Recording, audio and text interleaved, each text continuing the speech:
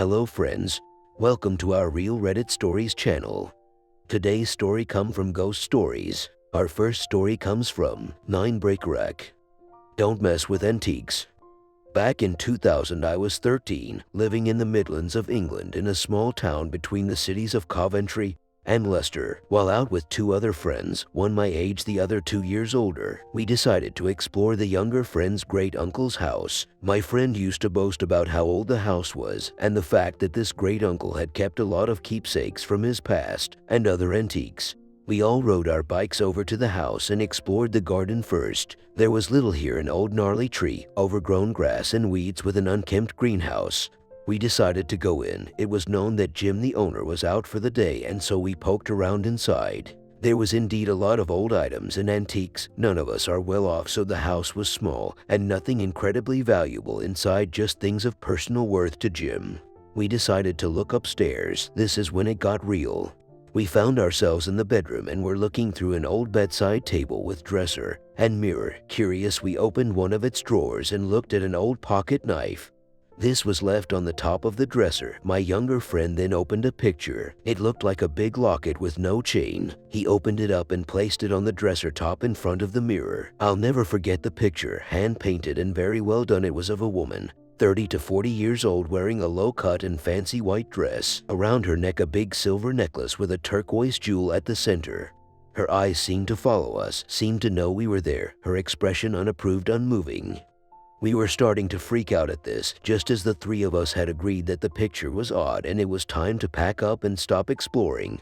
The room went very cold, bleak, as it was a clear sign, and we all started to fret. The picture, knife and everything we had gotten out went quickly back into the dresser. We heard the back door open, slam shut, and then footsteps were making their way towards the stairs.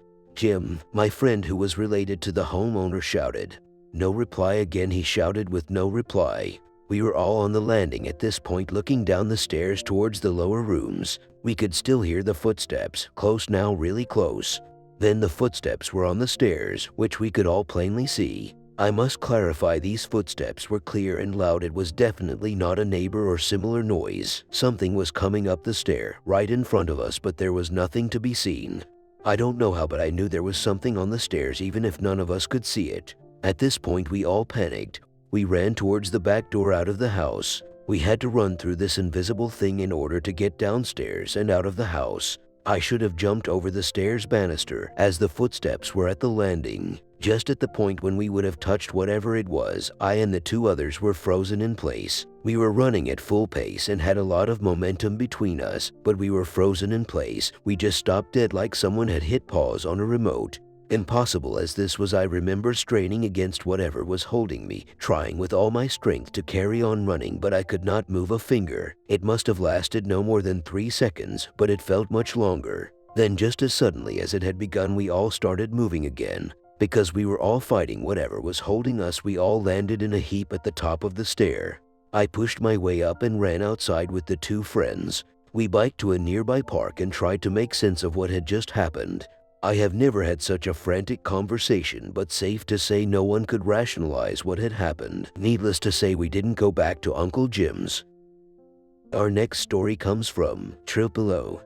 I never believed in ghosts. This encounter was very real and very scary. Hopefully, if anyone is knowledgeable about ghost or demonic spirits, can help me out. I grew up never believing the boogeyman was real or ghost, etc. In the 5th grade, my mom moved us back to New Jersey from Pennsylvania. I quickly made friends with some of the kids in my apartment complex. Soon enough, we were riding bikes all over the town. Small town BTW, it's called Freehold. In Freehold, there's this small lake called Lake Topanemus. Behind the lake were bike trails and walking trails. Pretty much there's a no-outlet street with a rusty gate. Upon passing the gate, you would be entering the woods or trails. The first thing you see is a bulletin board with nothing on it and some wooden rails with caution tape. The trail then forks off 2 ways, left and right. To the right were the bike trails, and to the left would be a hill that takes you to the lake. At the middle of the fork was like a 40-foot drop. We would ride these bike trails all the time, but the first time my friends took me there, they said some guy and his son rode off and died. My friends also referred to the spot as Dead Man's. A lot of people in the town know this place. I dismissed it as an urban legend, as every neighborhood has at least one. Fast forward years later, I'm in the 12th grade, same town. After school, I would smoke and drink with my friends. One night while I was with two of my friends, we decided to smoke. Being that weed was illegal at the time, we couldn't just smoke anywhere. So we all decided to smoke at Dead Men by the lake. We walked in and made a left. We walked down this giant dirt hill to the bottom where the lake sat. We then made another left as there was a dirt trail at the bottom of the hill. We made another left and continued down the trail until we reached this small area with a bench that sat right in front of the lake. We smoked 2 blunts and relaxed for about an hour or so. We then go up and began to leave. As we started walking back towards the dirt trail, there was a faint holographic-looking object nearby. It looked like one of those doll things that a seamstress would use. It looked like a tuxedo or something. It quickly appeared and vanished. I didn't think anything of it. I was so high, everything was fuzzy. I just thought I was bugging. As we continued to walk down the dirt trail we came in on, I entered a void-like state. It felt like I didn't exist, like my body was on autopilot. Then boom, I came back and we're still on this dirt path. At this point we are walking kinda single file. My friend Chris has his phone out with the flashlight on, leading the way. I'm in the middle, my other friend Corina is behind me. It felt like something was walking next to me. All of a sudden I hear a loud snap next to me. I tell Chris to shine his light next to me. There's a thick branch snapped in half. It would have required a lot of force to snap. I turn to Chris and say, let's get out of here.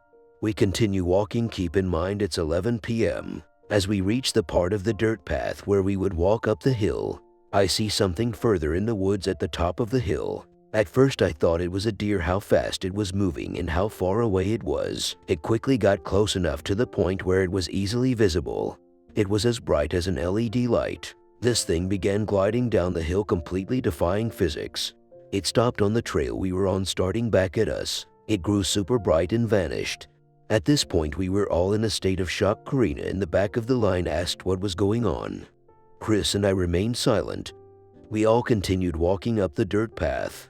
Halfway up this path I feel something clawing me all over. It wasn't physically, it felt internal. I can't really describe it. It was excruciating and I felt like I was being restrained. At this point we were almost out of the woods, and as soon as I stepped foot on the paved road it all stopped. When we got to the car I asked them, y'all saw that right? They both shrugged it off like no. I believe they were too shook up to even talk about it, because days later they both confirmed that they see exactly what I saw. If anyone has any idea what happened to me, I would appreciate your comment. Some other things I forgot to add. When leaving the woods the path changed direction and I began walking back into the woods. Corina stopped me and asked me where I was going. It's like something was messing with my eyes. Our last story comes from RB, No One. A witch wanted to read my hand at the nightclub. In my early 20s, I joined a help start a motorcycle club here in the Southwest. Our get-together started out as weekend rides out to the canyons and out to eat at the casino buffets. As we started to establish ourselves as an actual MC, we began hanging out Thursday nights and started to hit up bars and nightclubs after a night ride around town. One of these nightclubs was known to have ladies' night, where a male dancer would come out and strip down to his underwear for about an hour. After, the dance floor would open up, and that's when we would go back in from the outside patio area. We got well known at that place. One night as I'm walking out to the patio sipping on my beer, this older lady pulls me to the side. She looks me up and down and asked if we could sit and talk. I agree and we sit outside. She tells me she's friends with one of the girls that's hanging out with one of my boys from my MC. She began to tell me that I have this bright light that walks around with me, a huge angel taking care of me. She just had to talk to me. Since I walked into the club, my light made the rest fade into darkness. Out of nowhere, before I can reply to her comments about the light, she says, "Hey, can I read your hand? You see, I'm a witch, but not a bad one. I only do white magic. Why do you think your friend over there has gotten out of so many bad places?" while pointing to a MC member. So homegirl over here was the side bitch of one of the guys. But he had it on the low, we didn't even know. Looking at her and then to my beer, I sipped the last of it and put it down and give her my hand. Now, I can't recall everything she told me, but there were something she mentioned that stuck with me. She tells me first that I would be in an accident before the year ended, and yes, I got into a small motorcycle accident. The second thing that stuck with me was she saw my future kids and wife. "I see 2 girls and your wife. She has blonde color hair. And it seems like you know her or passed paths with her when you were younger. Now, 12 plus years later, I'm married to someone that went to my high school, which I don't remember. Yet my best friend says he remembers her. My wife hates this part of my story because she says she has black hair, but when I met her she was color blonde. She paints her hair every year. The last part of her reading was that I would die of old age, and people get mad when I mention that or joke about it. I've had my share of accidents, couple on cars and trucks, and I've counted about 13 motorcycle accidents. People around me can't believe I still walk around. I hope you guys like this story. If you like, please consider to subscribe this channel. Thank you. Have a good day.